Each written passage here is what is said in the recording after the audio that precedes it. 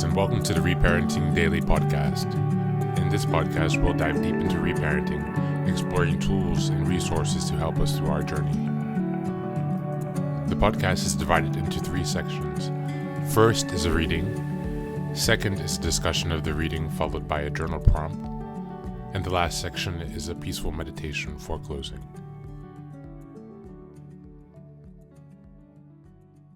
Today's reading is Complex PTSD, From Surviving to Thriving by Pete Walker.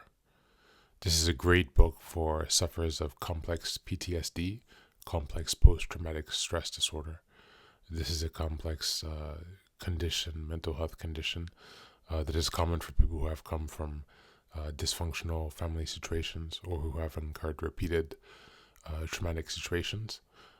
And so this is a really important cornerstone for most people who are on their journey to reparenting, specifically those who need to reparent, remother, and refather simultaneously. That most likely means you have complex PTSD. So with that being said, let's jump into the reading in this small section. Balancing feeling and emoting. When we become more mindful of the subtle sensations of feelings, the passive grieving process of feeling through them complements the active process of grieving them out. We are typically in advanced recovery when we can both emote and feel through our anger, sadness, fear, shame, and depression. Furthermore, feeling also helps us bring emotion into awareness that we need to be grieved out through active cathartic emoting. Thus, grieving is especially profound when we can find fluidity shift between feeling and emoting. Sometimes we only need to fully feel and accept the sensations of our pain. Other times we will want to verbally ventilate about our pain with someone who gives us full permission to color our words with angering tears. Learning to feel. As a survivor becomes more adept at angering and crying, fear of his feelings will decrease, and opportunities to learn to simply feel will present themselves. He can engage these opportunities by passively attuning to the more subtle sensations of his anger and sadness. Over time, this practice will build his ability to stay passively present to his sensations of deeper feelings, to his fear, shame, and depression. But in early stages, his awareness will often morph into the need to actively emote them out, to grieve himself out of the abandonment melange. Eventually, however, his abandonment melange feelings will also be digested and worked through purely with the solvent of awareness. This also applies to anxiety, which is often fear just below the level of awareness. With sufficient practice, anxiety can be felt through passively. We will explore this process in greater depth in the next chapter. And that concludes today's reading.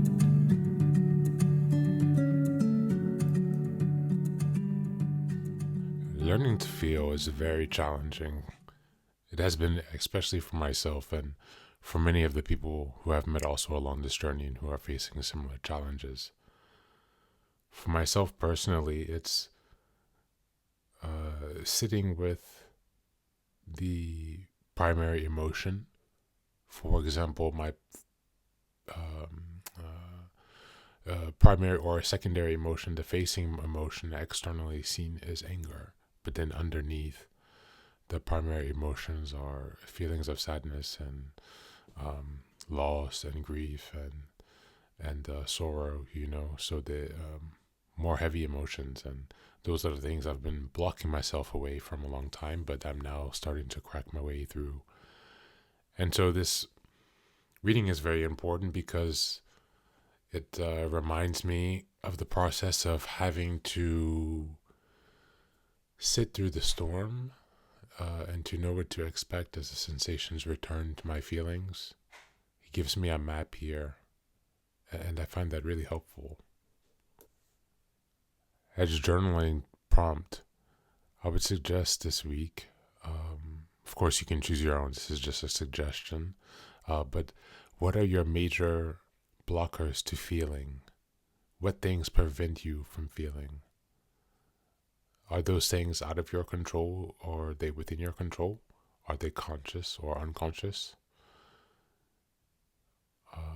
What feelings are being blocked, for example?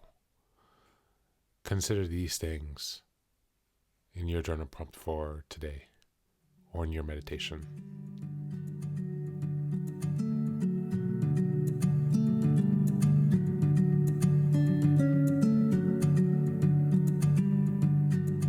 And now, let us move on to the final section, the meditation. This is an unguided meditation. I will simply provide some music and you can take some time to relax. Please feel free to choose a location and a place where you feel safe and where you can be undisturbed for the next 10 minutes. You can choose to be sitting down, standing, as you like, wherever you are most comfortable. Thank you for being here and enjoy the meditation.